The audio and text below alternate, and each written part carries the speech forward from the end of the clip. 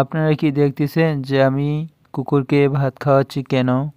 হ্যাঁ, দেখতে থাকেন প্রথম থেকে শেষ পর্যন্ত ভিডিওটা, তাহলে বুঝতে পারবেন। আসসালামু আলাইকুম, বিসমিল্লাহির রহমানির রহিম।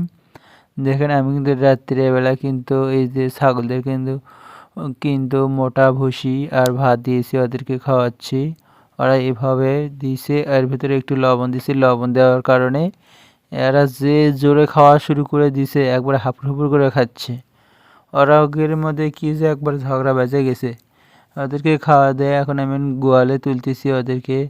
এখন ওরা তাও আসতে চাচ্ছে না, তাও আমি টেনে টেনে ওদেরকে নিয়ে আসলাম যে গোয়ালে থাক, তোরা গরুর কাছে শুয়ে থাক। গরু কিন্তু খেয়ার খাচ্ছে, গরুকে গুঁড়ো পানি খাওয়াইছি, কিন্তু ভিডিওটা নিতে পারি নাই। তখন তখন ক্যামেরাম্যান ছিল না, ওই জন্য নিতে পারি নাই। এখন আমিও কিন্তু এক হাত দিয়েই ক্যামেরা ধরেছি, আর এক হাত দিয়ে এগুলো খেতে খেতে দিচ্ছি ওদেরকে। দাবড়ে দিচ্ছে যে যা তারা চোখের উপর যায় শুয়ে থাক।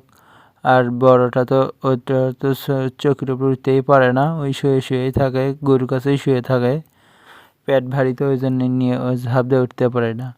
আর আমি এদেরকে গোয়ালে এখন কয়েল লাগিয়ে দেবো, তার কারণ এদেরকে মশা খায়, ওই জন্য আমি কয়েল জ্বালিয়ে দিই। আর ধূপ দিলে কিন্তু 10-12 মিনিট থাকে, আর বেশি থাকে না। আর ধূপের গন্ধ বেশিক্ষণ থাকেও না। আর কয়েল একটা দিলে মনে করেন একবার নিশ্চিত দিত, একবার সারা রাতই জ্বলবে, আর মশাও একটা খেতে পারবে না, ওই জন্য কয়েল দিই আমি। আর দেখেন একবারে কিন্তু কেউ কিন্তু বড়টা শুয়ে আছে। আবার আমি এখন গোয়ালের দরজা লাগিয়ে দেবো। এখন রাত অনেকগুলোই হয়ে গেছে। আবার ফির দেখেন এগুলো কি দেখতেছেন যে তিনটা এগুলো মশারি দিয়ে ঢাকা আছে, মুরগি এর ভিতরে আছে, এর সাথে 13টা চ্যাংনা আছে। আর ওদের নিচে কিন্তু আমি কাঠের গুঁড়া দিয়েছি। আর এখানকার কিন্তু 5টা চ্যাংনা ছিল, হঠাৎ করেই 3টা মারা গিয়েছে। অনেকেই ব্যারামে এসে অনেক মানুষেরই মুরগি মারা যাচ্ছে। আর এখানেও কিন্তু 5টা চ্যাংনা আছে, আর একটা বড়। এইগুলো মশারি দিয়ে ঢেকে রাখলে তাহলে মশা খেতে পারে না। আর দেখেন আমি কুকুরকে কিন্তু ভাত দিয়েছি, ওই জানি বাড়িটা জানি পাহারা দেয়, মানুষ তো ঘুম আসলে কিছু বলতে পারে না। আসসালামু আলাইকুম।